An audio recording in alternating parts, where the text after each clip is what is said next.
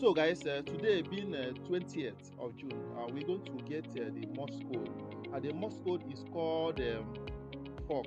So to get the fork, we started with, to get the F first, you click 1, 2, plus long tap and 1, get your F. So to get the O, you click the L 3 times, 1, 2, 3.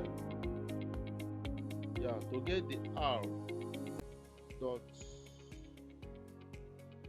that's the R. To get the K, you need 1 long tap, 1 short, 1 long tap.